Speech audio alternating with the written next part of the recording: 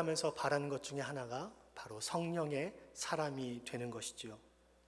나의 부족함과 연약함을 벗어버리고 성령의 힘으로 말미암아 주의 일을 감당하고 아름다운 믿음의 열매를 맺기를 많은 그리스도인들이 바라고 생각하고 있습니다. 이러한 성령의 사람들이 모인 곳이 바로 오늘 본문에 나오는 초대교회의 모습이었습니다. 오늘 이 초대교회의 모습을 살펴보면서 성령의 사람은 어떤 사람이며 이 성령의 사람들이 모인 곳에는 어떤 일들이 일어나는지를 함께 여러분들과 나누기를 원합니다. 오순절 마가의 다락방에 모였던 사도들을 포함한 120명의 제자들은 성령의 능력을 경험하게 되었습니다. 호련인 하늘로부터 급하고 강한 바람소리와 같은 것들이 들렸고요, 불의 혀처럼 갈라지는 것과 같은 모습을 이 사도들과 제자들이 목격하게 되었습니다. 그리고 그것이 각 심령들 위에, 각 사람 위에 내려오는 것을 보았던 것이죠. 바로 성령 충만함을 받았던 것입니다. 성령 충만함을 받은 그들은 성령께서 말씀하시게 하는 대로 각기 언어를 가지고, 각 나라의 언어를 가지고 하나님의 크고 위대하심에 대해서 말하기 시작했습니다. 예수가 누구이며 예수가 우리의 구주 되심을 각 사람들에게 말하기 시작했던 것이죠.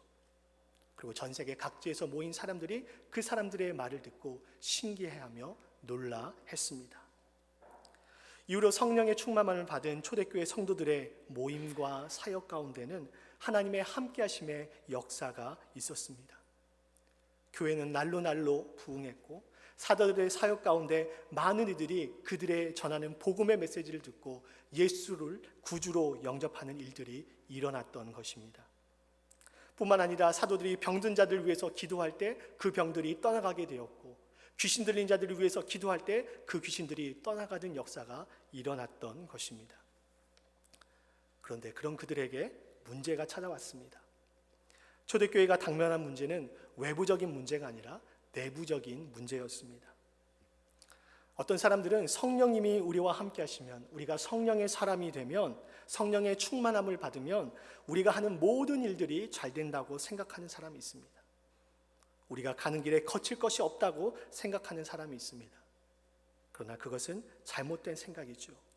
오늘 초대교회 성도들은 성령이 충만했던 사람들이었습니다. 그러나 그들 역시 문제와 어려움 앞에 당면하게 되었던 것입니다. 어쩌면 우리의 인생과 신앙생활을 하면서 우리가 겪고 있는 많은 어려움들은 우리가 성령 충만할 때, 우리가 성령과 동행하며 살 때 우리에게 더욱더 찾아오는지도 모릅니다. 우리가 성령이 충만하면 누가 싫어하겠습니까? 바로 사탄이 싫어합니다. 사탄은 우리 삶에 문제를 주고 관계에 어려움을 주고 아픔을 주어서 어떻게 해서든 우리로 하여금 우리가 성령의 사람이 되지 않도록, 성령님과 동행하는 삶을 살지 못하도록 가로막는 존재입니다. 마가복음 1장 12절과 13절을 보십시오. 이때 예수님은 성령에 이끌려서 광야로 가서 40일 동안 금식을 하게 되셨습니다. 그리고 그 금식 이후에 공식적으로 사역에 임하시는 공생애를 보내게 되십니다. 40일간의 금식으로 말미암아 예수님은 성령이 충만했습니다. 근데 그 앞에 누가 나타났습니까? 바로 사탄이 나타났습니다. 그래서 우리가 잘 아는 바대로 네가 만일 하나님의 아들이거든 너 지금 배고플 텐데 여기 있는 돌덩이를 가지고 떡이 되게 해서 한번 먹어봐라. 네가 만일 하나님의 아들이거든 저기 예루살렘 성전 꼭대기에서 한번 뛰어내려봐라. 그러면 하나님께서 천사들을 보내서 네 발이 바닥에 떨어지지 않게 붙잡아 줄 것이다. 네가 만일 하나님의 아들이거든 나에게 한번 엎드려 절해봐라. 그러면 내가 천하 만국의 영광을 다 너에게 주겠다라고 하면서 예수님을 시험했던 것이죠. 사탄은 우리가 하나님의 뜻에 따라 사는 것, 하나님과 동행하며 사는 것을 그 누구보다도 싫어합니다. 예수님을 방해했던 사탄이 우리라고 가만 놔두겠습니까? 절대로 아닙니다. 우리가 오히려 신앙생활을 좀 더 진지하게 해보려고 하고 성령님과 동행하는 그런 삶을 살려고 하면 할수록 우리의 삶 가운데 가진 문제들을 만들어서 우리가 그렇게 살지 못하도록 방해하는 것이 바로 사탄이 하는 일인 것입니다. 오늘 성령이 충만했던 이 사람들이 모인 예루살렘 교회에도 문제가 발생했습니다. 이 문제는 이들이 하고 있었던 구제 사역에 관한 것이었죠. 성령이 함께하신 예루살렘 교회는 부흥이 일어났습니다. 성도들의 수가 많이 늘어났습니다. 당시 예루살렘 교회는 히브리파 유대인과 헬라파 유대인들이 함께 공존하고 있었습니다. 히브리파 유대인이라고 하는 것은 조상 대대로 이 이스라엘에서 쭉 살았던 사람들의 후손이라고 할 수 있겠죠. 반면 헬라파 유대인들은 어떤 사람들입니까? 이스라엘을 떠나, 그들의 조상들이 이스라엘을 떠나 다른 지역에 있다가 이제 어떠한 이유로 인해서 다시 이스라엘로, 예루살렘으로 돌아온 후손들이라고 할 수 있습니다. 이주해 온 사람들이라고 할 수 있는 것이죠. 과거 이스라엘 역사를 보면 이스라엘이 남유다와 북이스라엘로 이렇게 두 개 나뉘게 되었죠.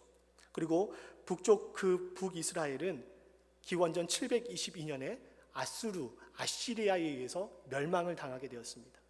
그리고 남유다는 기원전 586년에 바벨론에 의해서 멸망을 당하게 되었지요. 이렇게 이민족들의 공격으로 인해서 나라가 멸망을 당하고 삶의 터전이 파괴되자 그 삶의 터전을 놔두고 다른 곳으로, 다른 나라로 이주한 사람들이 있었습니다. 또한 전쟁의 패배로 인해서 포로로 끌려갔던 사람들이 다시 고국으로 돌아오지 않고 그곳에서 정착한 사람들이 생겨나기 시작했습니다.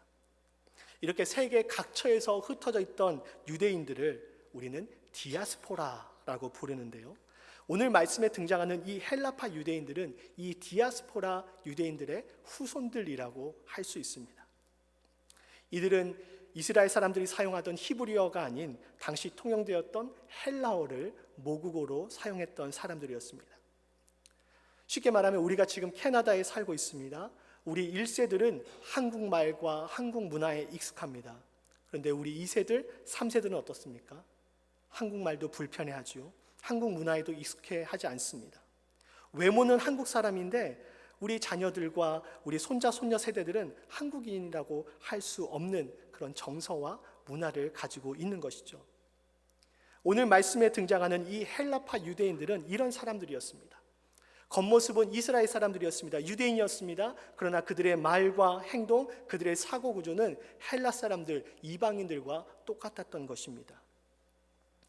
그리고 이 헬라파 사람들은 조상들이 타국으로 이전해 있다가 이제 조국으로 어떠한 이유로 인해서 돌아왔고 이곳에서 복음을 받아들이고 함께 신앙생활을 하고 있었던 것입니다. 당시 초대교회가 하는 사역 중에 큰 비중을 차지했던 사역이 바로 구제 사역이었습니다. 특별히 과부를 돕는 일에 초대교회는 열심을 내었습니다. 이렇게 구제 사역을 하고 있는데 성도들이 늘어남에 따라서 교회 내에 과부들도 늘어나게 되었죠. 그리고 자연스럽게 헬라파 과부들도 늘어나게 되었습니다. 이렇게 과부들에 대한 구제 사역을 하고 있는데 헬라파 과부들이 그 대상에서, 구제 사역의 대상에서 빠지게 되었던 것입니다. 교회가 크게 성장함에 따라서 예루살렘 교회들이 이 헬라파 과부들을 제대로 챙기지 못했던 것입니다. 또한 헬라파 과부들은 언어도 다르고 문화도 다르다 보니까 자연스럽게 교회에서 소극적이지 않았을까 생각해 볼 수 있습니다. 그러면서 자신들의 어려운 형편과 처지에 대해서 이 히브리파 유대인들한테 말하고 도움을 구해야 하는데 그럴 용기가 없었는지도 모르겠습니다.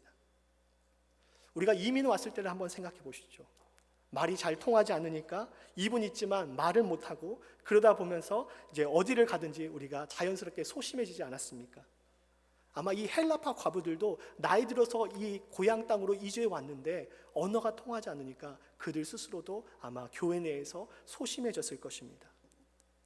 이렇게 헬라파 과부들이 교회에서 하는 구제 대상에서 빠지게 되자 헬라파 성도들이 그것을 보고 사도들을 찾아와서 자신들의 목소리를 내기 시작했습니다. 그러자 예루살렘 교회가 어떻게 했습니까? 그들의 목소리를 경청하기 시작했습니다. 그리고 그 문제를 해결하기 위해서 함께 모여 회의를 했습니다. 당시 헬라파 성도들은 예루살렘 교회에서 소수였습니다. 그런데 사도들은 그런 소수들의 의견을 존중했고 그것으로 인해서 자기 자신들의 모습들을 하나님 안에서 되돌아보기 시작했다라는 것입니다. 우리는 이러한 모습을 통해서 성령의 사람이 어떤 사람인지를 깨닫게 됩니다. 성령의 사람은 어떤 사람입니까?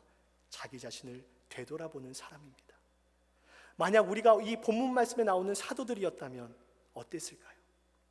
성도들이 너무나 많이 늘어나서 구제하기도 바쁜데 그런 그들에게 헬라파 유대인들이 찾아와서 왜 우리 헬라파 과부들은 제외하십니까? 라고 묻는다면 여러분들은 뭐라고 대답하시겠습니까? 우리가 얼마나 바쁜지 너희들 알고 있지 않느냐? 우리가 얼마나 열심히 하고 있는지 너희들 알고 있지 않느냐? 너희 헬라파 과부들은 너희 헬라파 사람들이 책임지면 안 되겠느냐? 우리는 말도 안 통하는데 우리가 어떻게 다 책임질 수 있겠느냐? 라고 하면서 그들에게 화내지는 않았을까요? 그러나 오늘 말씀에 나오는 사도들은 그렇게 하지 않았습니다. 헬라파 성도들의 소리를 듣고 자신들의 실수를 인정했습니다. 그들이 지나온 사역의 모습을 다 되돌아보면서 우리가 무언가 놓친 것이 있구나, 우리가 하나님 앞에서 잘못한 것이 있구나 하면서 자신들의 실수를 인정했던 것이죠. 그들의 지나온 사역의 모습을 돌아보면서 그리고 회개하면서 그 문제를 해결할 방도를 구했던 것입니다. 사도들이 이렇게 할 수 있었던 이유가 무엇이겠습니까? 헬라파 성도들의 말에 분개하지 않고 그들의 말을 듣고 존중하고 자기 자신들을 되돌아볼 수 있었던 이유가 무엇이겠습니까? 그들은 듣는 것에 익숙해져 있었던 사람들이기 때문입니다. 무엇보다도 그들은 성령 하나님의 음성에 듣는 것에 익숙해져 있었습니다. 초대교회들은 모일 때마다 하나님을 예배했습니다. 하나님의 말씀을 나눴습니다. 그리고 그 시간 가운데 역사하시는 하나님의 음성을 들었습니다. 또한 사도들은 개개인이 시간을 정하여서 말씀을 보고 기도함을 통하여서 자신에게 말씀하시는 그 하나님의 음성에 듣는 것에 익숙해져 있었던 사람들이었습니다.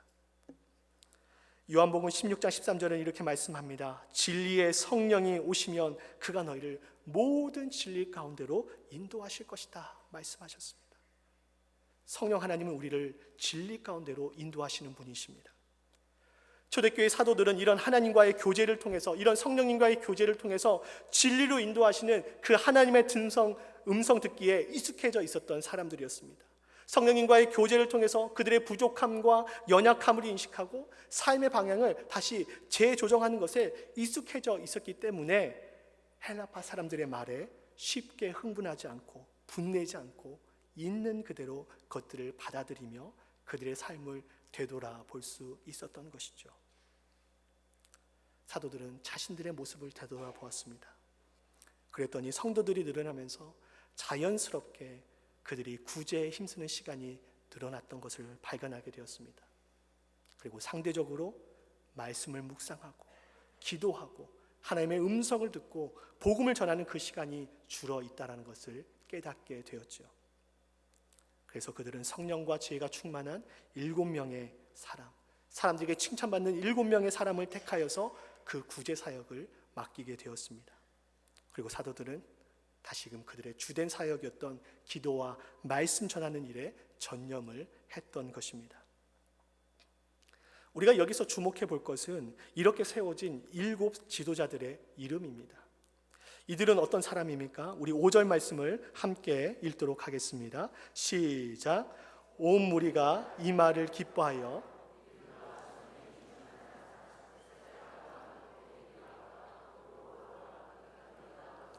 밤에 나와 유대교회에 입교했던 이들은 믿음과 성령이 충만한 사람이었습니다. 그리고 그것으로 인해서 사람들에게 칭찬을 받는 사람이었습니다. 그런데 이들의 이름을 보십시오. 이들의 이름은 히브리식 이름이 아니었습니다. 스데반, 빌립, 브로고로, 니가노르, 디몬, 바메나, 니골라. 여러분, 이 이름을 혹시 구약 성경을 읽으면서 한 번이라도 들어보신 적 있습니까? 전혀 없지요. 그것은 이 사람들이 당시 예루살렘 교회에서 다수를 차지하고 있었던 히브리파 유대인들이 아니라 소수를 차지하고 있었던 헬라파 유대인들이었다는 것을 증거해주고 있는 것입니다. 그리고 그들에게 구제 사역을 맡겼던 것입니다. 이것은 다수의 히브리파 유대인들이 같이 신앙생활을 하고 있는 소수의 헬라파 유대인들에게 교회의 주도권, 사역의 주도권을 내어주었다는 말씀으로 해석할 수도 있습니다. 초대교회는 소수의 사람들을 무시하지 않았습니다. 그들을 존중해 주었습니다. 어떻게 자신들이 잡고 있던 이 구제 사역의 주도권을 소수인 헬라파 사람들에게 내어주고 이들의 사역에 힘을 실어줄 수 있었겠습니까? 그것은 이들이 성령의 사람들이었기 때문입니다. 성령의 사람들은 어떤 사람들입니까? 성령의 사람들은 삶의 주도권, 나 중심의 삶에서 하나님 중심으로 나의 중심을 옮기는 사람들입니다. 그래서 사도들은 기꺼이 자신들이 주도하고 있던 그 구제 사역을 헬라파 지도자들을 세워서 그 일을 맡길 수 있었던 것입니다. 성령의 사람들은 사역을 하면서 누군가에게 주도권을 양도하는 것을 꺼려하지 않습니다. 교회에서 사역을 하면서 자신을 드러내지 않습니다. 자신이 드러나지 않아도 크게 관여하지 않습니다. 오직 나는 없고 예수만 드러나는 삶, 나는 없고 오직 하나님의 이름만 높이는 삶을 살게 되는 것이 바로 성령의 사람들의 삶이라는 것입니다. 하나님께서 사랑하시는 여러분은 성령의 사람이십니까? 나는 없고 오직 하나님만 드러나기를 기뻐하고 그것을 위해 살아가시는 사람들이십니까? 내가 교회를 위해서 얼마나 헌신을 했는데, 내가 교회를 위해서 얼마나 많은 헌금을 했는데 이런 나를 왜 인정해 주지 않느냐, 왜 이런 나의 목소리를 들어주지 않느냐라고 하면서 혹 서운해하고 있지는 않으십니까? 여기 계시는 모든 분들이 나는 없고 오직 예수님만 드러내고 하나님의 이름만 높이는 성령의 사람들이 되시기를 주님의 이름으로 부탁드립니다. 사도들은 구제 사역을 헬라파 지도자들에게 전담을 시키면서 그냥 말로만 그 일을 맡기지 않았습니다. 사도들은 모든 교우들 앞에서 그들에게 안수를 해주며 모든 교우들이 헬라파 지도자들을 인정하게 했고 이들의 정당성을 확보해 주었습니다. 그들에게 힘을 실어주었던 것이죠. 한번 생각해 보십시오. 헬라파는 예루살렘 교회에서 소수였습니다. 약자였습니다. 그런데 그들 가운데 새로운 지도자가 7명이 세워지고 그들 중심으로 이제 구제 사역이 새로 개편되었습니다. 이 헬라파 지도자들은 헬라파 사람들뿐만 아니라 히브리파 성도들도 함께 이끌어야 했습니다. 얼마나 부담이 됐겠습니까? 또 얼마나 두렵고 한편으로는 그 자리가 어색했겠습니까? 그래서 사도들은 그 모든 것을 한 번에 해결하기 위해서 공식적인 자리, 모든 성도들을 다 모아놓고 그들을 위해서 기도하며 안수해 주면서 그들의 사역에 힘을 보태주었던 것입니다. 저는 24살에 처음 교육전도사로 사역을 시작했습니다. 처음 사역한 교회는 제가 신학교 진학을 하면서 20살부터 다녔던 교회였습니다. 그러니까 따지고 보면 저의 모교회나 다름이 없는 곳이었죠. 근데 제가 그 교회에서 아동부 교육전도사로 사역을 시작하면서 부임 인사를 하게 되었습니다. 성도님들 앞에서 제가 인사를 하는데 인사를 하는 저도 어색해하고 그런 저를 바라보는 성도님들도 어색해하셨습니다. 어제까지 완우가 이렇게 불렀는데 그런 저를 향해서 전도사님 불러야 하고요. 저 역시도 어색했고 성도님도 어색해하셨습니다. 근데 참 감사했던 것은 담임 목사님께서 성도님들 앞에서 항상 한전도사님 이렇게 저를 불러주시면서 세워주셨습니다. 그리고 교회 집사님들, 권사님들도 교회 오실 때마다 일부러 사무실을 놓고 하시고 들어오셔서 전도사님 안녕하세요 이렇게 인사하시면서 저를 전도사로서 계속 세워주셨습니다. 본문에 나온 이 사도들도 이 안수식을 통해서 7명의 지도자들을 안수하는 그 안수식을 통해서 이 헬라파 지도자들이, 소수였던 그 헬라파 지도자들이 교회 공동체 지도자로서 사역을 온전히 감당할 수 있도록 힘을 실어주었던 것입니다. 이것이 바로 초대교회의 위대함이라고 할 수 있는 것이죠. 이렇게 사도들은 구제 사역을 헬라파 유대인들에게 맡겼습니다. 그리고 자신들은 기도하는 일에, 하나님의 음성을 듣는 일에, 하나님의 말씀을 묵상하고 복음을 전하는 일에 전념하기 시작했습니다. 그랬더니 어떤 일들이 일어났습니까? 우리 사도행전 6장 7절 말씀을 함께 읽도록 하겠습니다. 시작. 하나님의 말씀이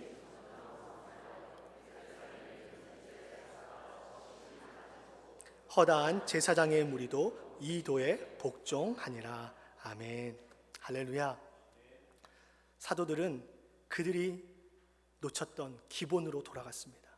그리고 그들이 기본에 충실하자 복음이 온 예루살렘 가운데 전해지고 퍼지기 시작했습니다. 살아있고 운동력 있는 하나님의 말씀의 능력이 그 예루살렘을 덮기 시작했던 것입니다. 많은 이들이 사도들이 전하는 그 복음을 듣고 예수를 자신의 구주로 받아들이는 역사가 일어났습니다. 그리고 오늘 말씀해 보니까 허다한 제사장의 무리들이 예수를 주로 고백하는 놀라운 일들이 벌어졌다라고 성경은 기록하고 있습니다. 당시 이스라엘은 약 8,000명에 달하는 제사장들이 살고 있었다라고 합니다. 그들 중 많은 무리가 그리스도인이 된 것이죠.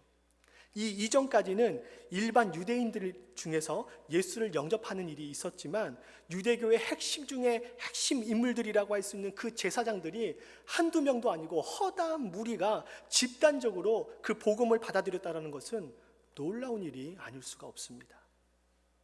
네, 이것뿐만이 아니었습니다. 이렇게 세워진 헬라파 7명의 지도자들은 구제 사역을 넘어서 복음 전파에도 앞장을 섰습니다. 사도행전 7장에 보면 스데반이 제사장들과 사람들 앞에서 예수를 전하게 됩니다. 그리고 그것이 그들에게 신성 모독죄로 적용되어서 사람들에 의해서 스데반은 성 밖으로 내몰리게 되고 거기에서 돌에 맞아 순교를 당하게 됩니다. 그런데 그 순교를 당하는 순간 그가 어떻게 했습니까? 우리 사도행전 7장 59절부터 60절 말씀을 함께 읽겠습니다. 시작. 그들이 돌로 스데반을 치니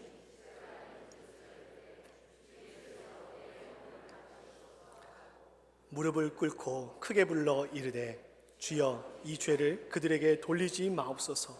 이 말을 하고 자니라. 아멘. 스데반은 자신이 억울하게 돌에 맞아 극심한 고통 가운데 죽어가는 중에서도 하나님께 기도했습니다. 하나님, 이들의 죄를 용서하여 주시옵소서. 이들의 죄를 그들에게 돌리지 마시옵소서 라고 하면서 자신이 복음을 전한 자들, 그러나 그 복음을 거절하며 자신을 죽인 자들을 위해서 하나님께 기도하는 도저히 믿을 수 없는 믿음의 모습을 보여주었습니다. 그리고 이 모습은 마치 십자가상의 예수님의 모습을 떠오르게 합니다. 예수님도 모진 고난을 당하시고 십자가에 달려 극심한 고통 중에 있을 때 자신을 십자가에 못 박고 희롱과 조롱을 일삼았던 그 사람들을 향해서 자신의 능력으로 그들을 심판하고 징벌하실 수 있었지만 예수님은 그렇게 하시지 않으셨습니다. 도리어 아버지, 저들을 긍휼히 여겨 주시옵소서. 저들의 죄를 사하여 주시옵소서. 저들이 하는 일을 알지 못합니다 라고 하면서 그들의 회개를 위해서, 죄 용서를 위해서 하나님께 중보하셨던 것입니다. 스데반은 이런 예수님의 모습을 그의 극심한 고통의 현장, 그 죽음의 현장에서 그대로 보여주었던 것이죠. 어떻게 이런 일이 가능했겠습니까? 그 답을 사도행전 7장 55절에서 우리는 찾을 수 있습니다. 우리 7장 55절을 함께 읽도록 하겠습니다. 시작. 스데반이 성령 충만하여 하늘을 우러러 주목하여 하나님의 영광과 민 예수께서 하나님 우편에 서신 것을 보고. 아멘. 스데반이 극심한 고통 가운데 죽음을 목전에 둔 그 상황에서 자신을 정죄하고 돌을 던지고 있는 그들을 위해서 하나님께 그들의 죄의 용서를 위해서 기도할 수 있었던 것은 그가 바로 성령께 붙들린 성령의 사람이었기 때문인 것입니다. 성령의 사람은 어떤 사람입니까? 용서할 수 있는 사람입니다. 성령의 사람은 원수를 사랑할 수 있습니다. 왜 그렇습니까? 우리가 성령님과 교제를 하게 되면 우리 안에 성령의 열매가 맺히게 되기 때문입니다. 성령의 열매가 무엇입니까? 갈라디아서 5장 22절부터 23절에는 성령의 9가지 열매가 나옵니다. 성령의 9가지 열매가 있는데 그 중에 무엇이냐면 바로 사랑의 열매가 있습니다. 즉 성령의 사람은 성령의 열매를 맺게 되는데 스데반은 그 죽음의 현장에서, 죽음을 코앞에 두는 그 현장에서 이 사랑의 열매를 맺었던 것입니다. 예수는 우리에게 말씀하십니다. 원수를 사랑하라. 원수를 사랑하라. 그런데 원수를 사랑하는 거 쉽습니까? 말은 쉽지요.